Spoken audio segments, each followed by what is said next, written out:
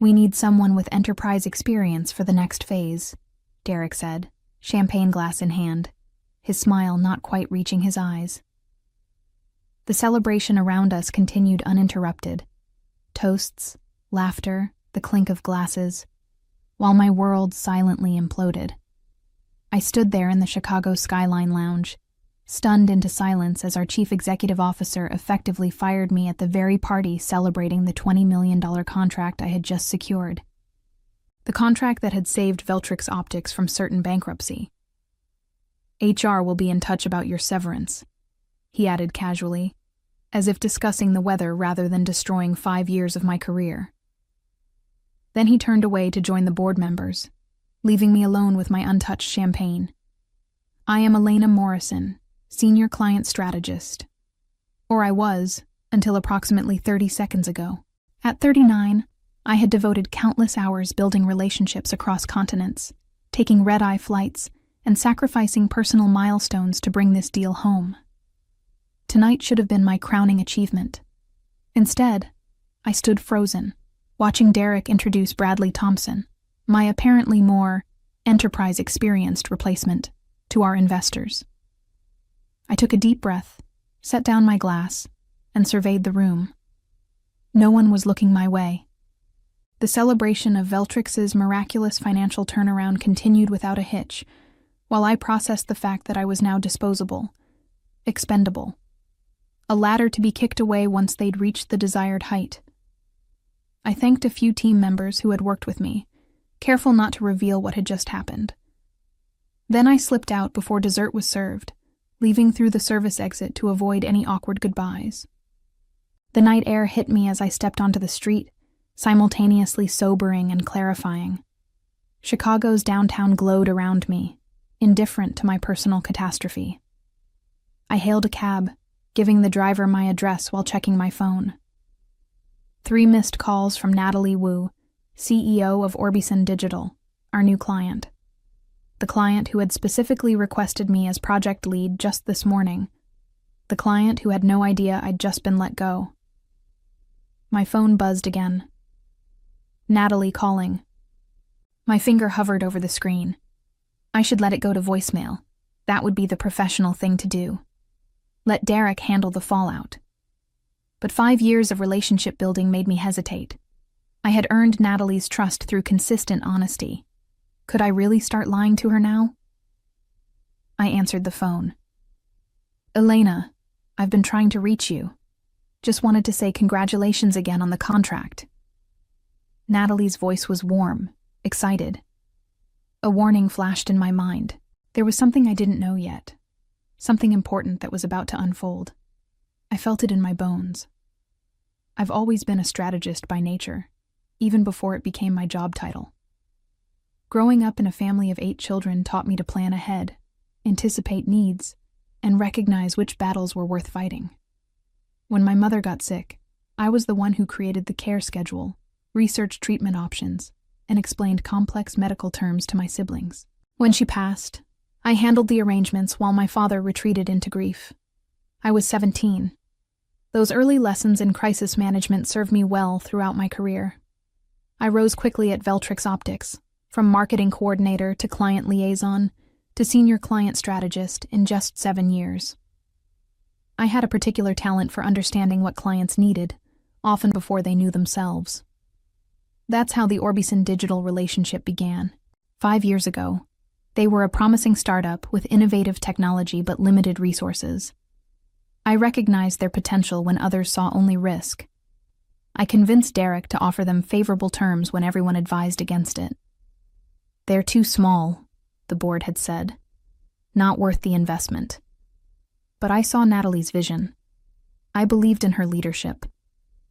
Most importantly, I recognized that we could grow together. Veltrix providing the specialized optical components her technology required, and Orbison pushing us to innovate beyond our comfort zone. For 5 years, I nurtured that relationship. I stayed up for 2 a.m. calls when Natalie was in Asia. I traveled to their offices monthly. I learned their business thoroughly enough to anticipate their needs. I protected them from Veltrix's occasional corporate heavy-handedness. When Orbison's breakthrough came, a revolutionary new augmented reality system requiring custom optics. I was the one who structured the massive deal that would benefit both companies. A $20 million contract that arrived just as Veltrix was facing a critical cash shortage following a failed product launch and manufacturing issues. My deal had saved the company, and my reward was termination. "Elena, are you still there?" Natalie's voice pulled me back to the present. "Yes, sorry," I replied, my mind racing. "Just stepped outside for some air. I wanted to tell you how excited our team is to have you leading this project. Your understanding of both the technical and business sides is why my board approved such a large commitment." My heart sank. Natalie had no idea what had just happened, and apparently Derek hadn't bothered to inform her about my replacement. "That's very kind," I managed, buying time as I weighed my options. "Actually, I just emailed the detailed requirements document to your team, with you copied. We're ready to move fast." I needed to make a decision, right now. Should I tell her the truth? Let Derek handle it? Or was there another option, one that might serve justice while protecting my future? "Natalie, there's something you should know," I began, stepping out of the taxi at my apartment building.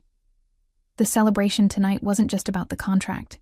There were some organizational changes announced as well. A pause. "What kind of changes?" I leaned against the stone facade of my building, gathering courage. "Derek has decided to replace me as lead on the Orbison project. They're bringing in someone with more enterprise experience." His words. The silence on the other end stretched for several seconds. "That's unacceptable," Natalie finally said, her voice hardening. "We signed this contract with the explicit understanding that you would be leading the implementation. Your expertise and understanding of our technology is irreplaceable." I closed my eyes, relief and vindication washing over me. "Thank you for saying that." "I'm not just saying it. I mean it. This changes everything." Her voice had taken on the steel edge I recognized from negotiations. "Do they understand that your involvement was a key condition of our agreement?" "I don't think so," I admitted. Derek seemed caught up in the celebration. He probably assumes the contract is secure regardless of who's managing it. Another silence. I could almost hear Natalie thinking. "Elena, I need to make some calls. Can we talk again first thing tomorrow?" "Of course," I agreed, though I wasn't entirely sure what my position would be by morning. After ending the call, I entered my apartment and kicked off my heels. The city lights twinkled through the floor-to-ceiling windows, normally a view I cherished. Tonight, they seemed to mock my sudden professional freefall. I opened my laptop and began drafting 3 separate emails. One to Derek outlining my accomplishments and questioning the timing of this decision. One to Human Resources requesting formal documentation of my termination. And one to my network announcing my sudden availability for new opportunities. But I didn't send any of them. Not yet. Instead, I opened a bottle of wine and began reviewing the detailed project requirements Natalie had mentioned. The document was extensive. Hundreds of pages of technical specifications, timelines, and dependencies. I was one of perhaps 5 people at Veltrix who could truly understand its complexity.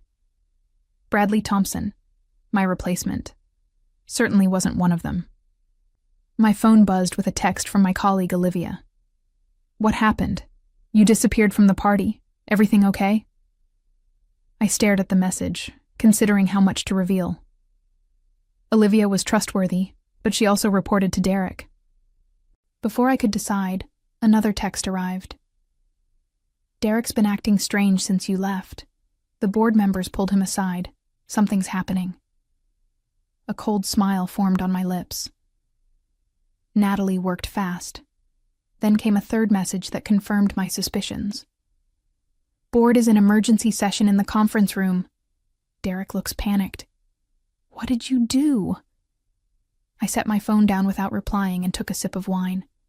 The board was discovering what Derek should have known all along. I wasn't just a strategist, I was the relationship. And relationships once broken aren't easily fixed.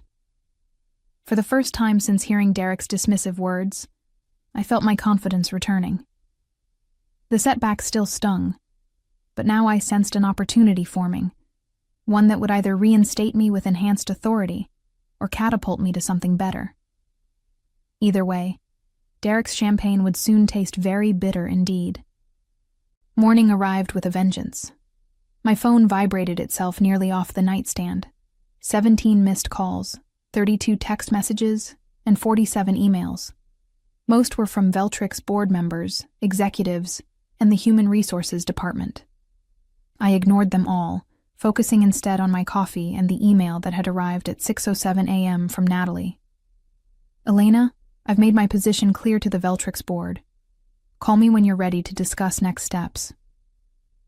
I smiled into my coffee cup. Veltrix's desperation was palpable, but I wasn't ready to engage yet. Let them stew in the consequences of Derek's impulsive decision. At precisely 9 a.m., my doorbell rang. I opened it to find Jacob Wells, chairman of the Veltrix board, looking harried in an expensive suit. "May I come in?" he asked, his usual confidence noticeably diminished. I gestured him inside, maintaining professional courtesy despite my inner satisfaction at his obvious discomfort. "Elena, I'll get straight to the point," Jacob began once we were seated. "There's been a terrible misunderstanding regarding your position." "A misunderstanding," I repeated flatly. "Is that what we're calling it when the CEO fires someone at the celebration of their biggest achievement?" Jacob winced. "Derek was premature in his communication with you.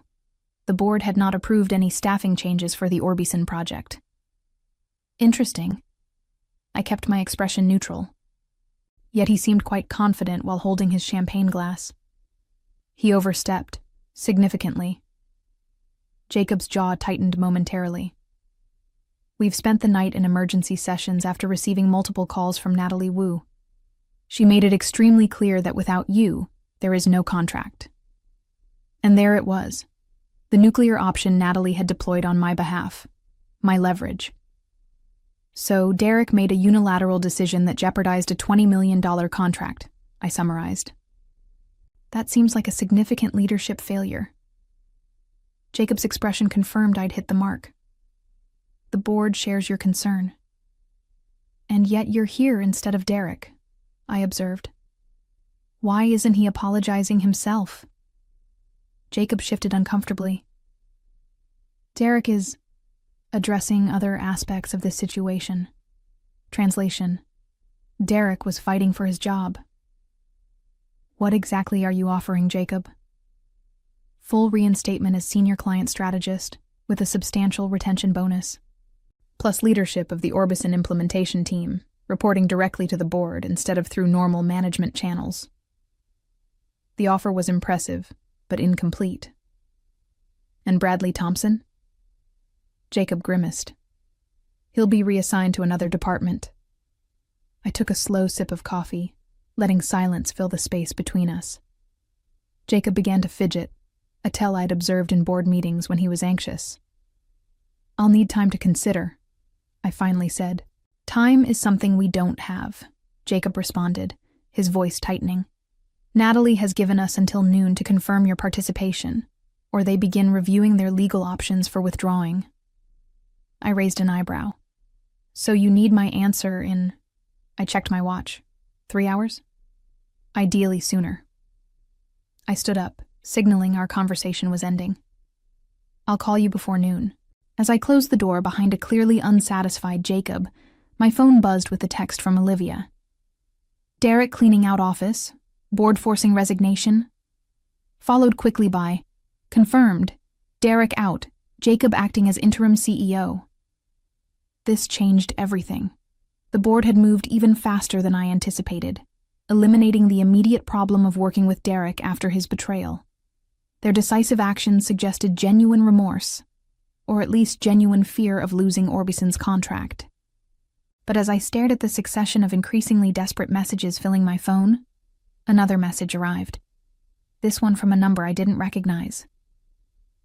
"Ms. Morrison, I'm Thomas Blackwood, CEO of Crystalfin Audio. We should talk about your future. Lunch today?" I believe we can offer something far more valuable than damage control. I felt a slow smile spread across my face. Now I had options. The restaurant Thomas Blackwood had chosen was discreet and elegant, a small Italian place in Chicago's financial district, where privacy was part of the premium pricing. As I was led to his table, I assessed the man who might represent my future. Thomas rose to greet me. Tall, around 50, with the confident bearing of someone accustomed to getting what he wanted. Crystalfin Audio was Veltrix's most formidable competitor, specializing in acoustic optical technologies that complemented many of the same markets. "Elena Morrison," he said, extending his hand. "Your reputation precedes you. Thank you for making time on such short notice."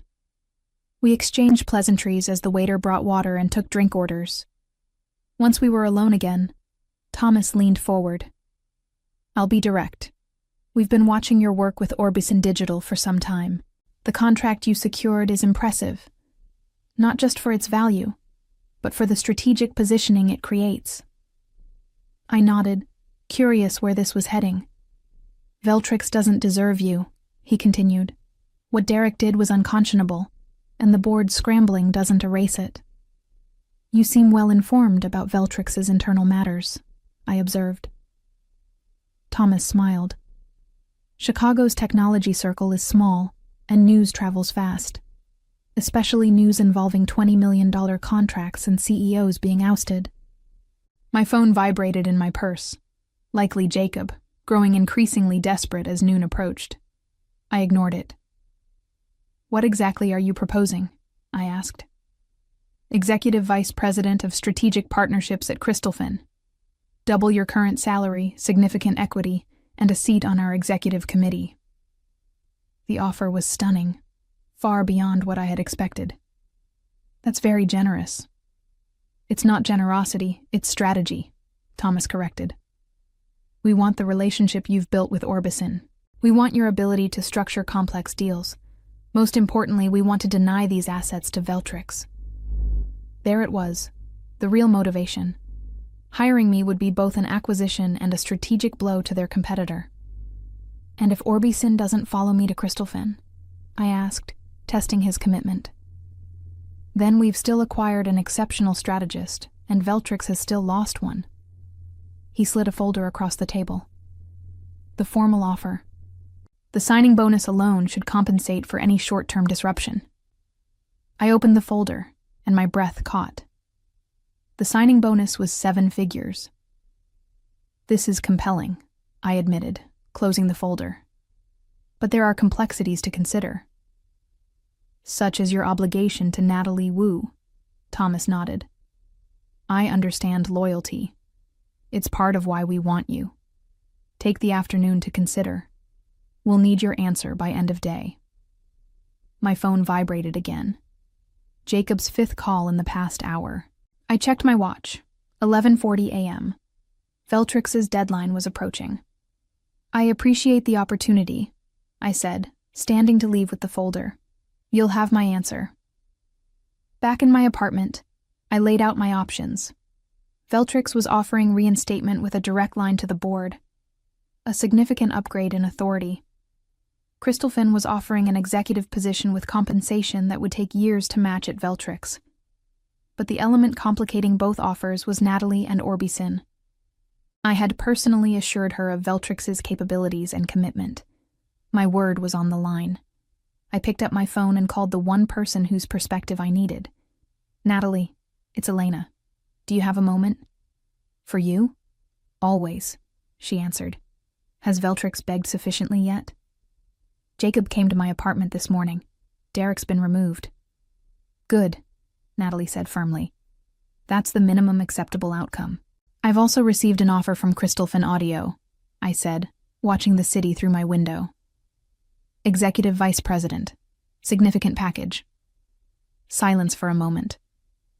"And if you accepted?" "It would mean asking you to reconsider your partnership," I acknowledged. "New terms, new company." Another pause. "The question is, what do you want, Elena?" It was the right question, one I'd been avoiding. What did I want? Revenge against Veltrix? The prestige of an executive title? Or something else entirely? I'm not sure, I admitted, but I need to decide within the hour. Then let me help you clarify, Natalie said. I have a third option you haven't considered. By the time noon struck, I had made my decision. I called Jacob first. Elena, thank God. We're up against the deadline. What's your answer? His voice carried the strain of a man whose career might hinge on my response. I'm declining your offer, Jacob. A sharp intake of breath. Elena, please reconsider. Whatever Crystalfin offered, we'll match it. So he knew about my lunch with Thomas. The technology circle was indeed small. This isn't about compensation, I explained. It's about recognition and respect. Something that should have come before the crisis, not after it. We can address those concerns, Jacob promised desperately. Just don't leave us hanging with Orbison. I've already spoken with Natalie. She's aware of my decision. Silence, then. So we've lost the contract. His voice was flat with defeat. Not necessarily. Call Natalie yourself. She'll explain the conditions under which Orbison might still work with Veltrix. I ended the call and immediately dialed Thomas. Elena, he answered smoothly. I hope you're calling with good news. I appreciate your offer, Thomas, but I'm declining. Unlike Jacob, Thomas didn't immediately protest. May I ask why? If it's the compensation, we have flexibility. It's not the money, it's the positioning. You're offering me a role where my value is defined by what I cost Veltrix. That's not sustainable. Thomas chuckled softly. Perceptive and correct. What's your alternative? Something more aligned with my long-term interests. Intriguing. Well, the door remains open should your new path not meet expectations. I thanked him and hung up, then opened my laptop to draft the most important email of my career. A resignation letter to Veltrix's board, effective immediately. Within the hour, my doorbell rang again. This time, it was Natalie. Are you sure about this?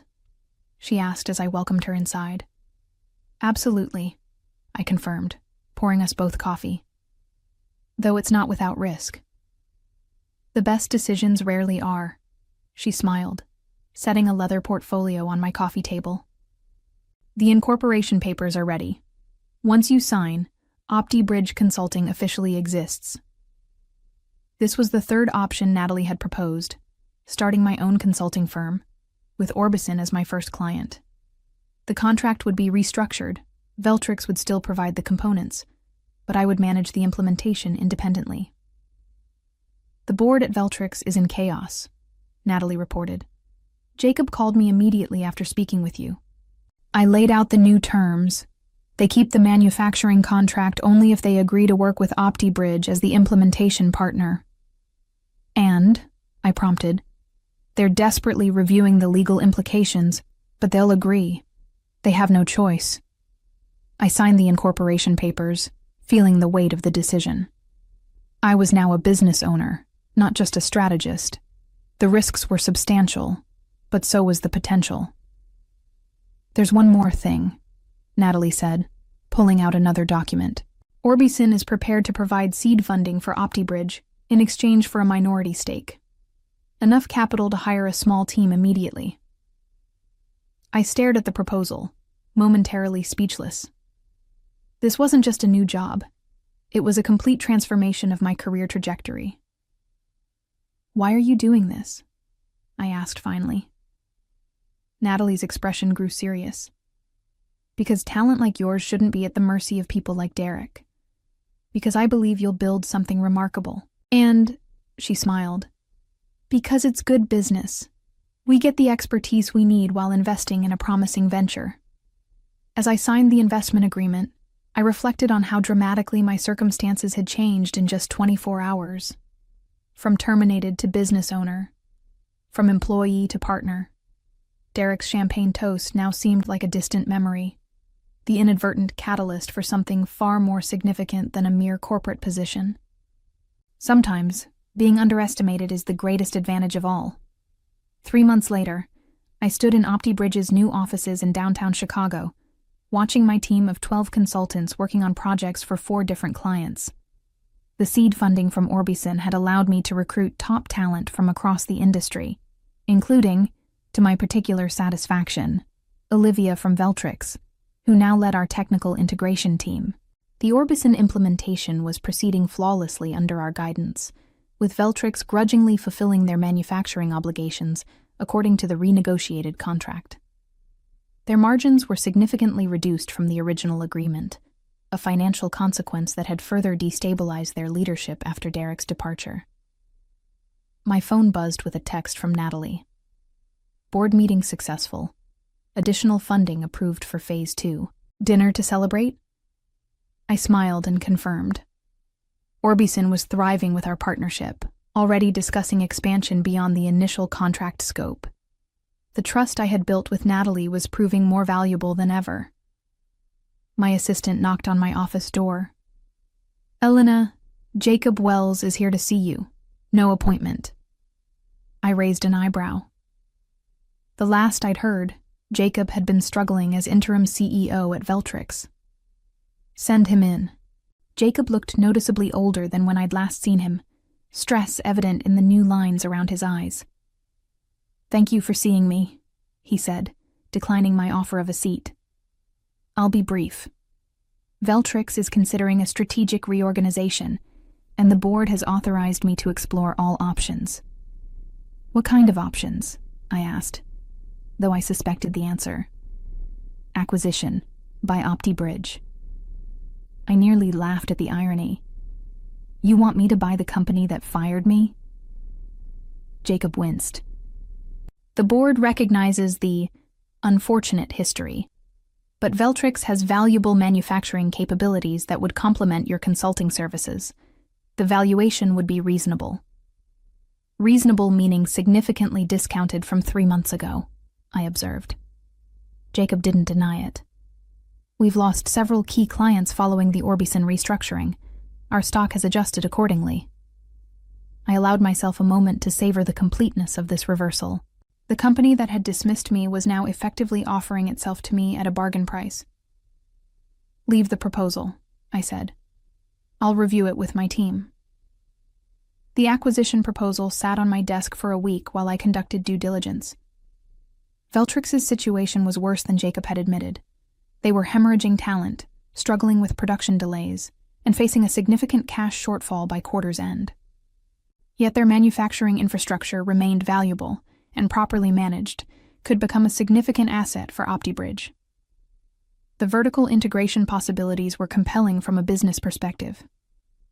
I called Natalie to discuss the opportunity.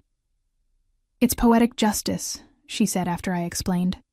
"But is it good business?"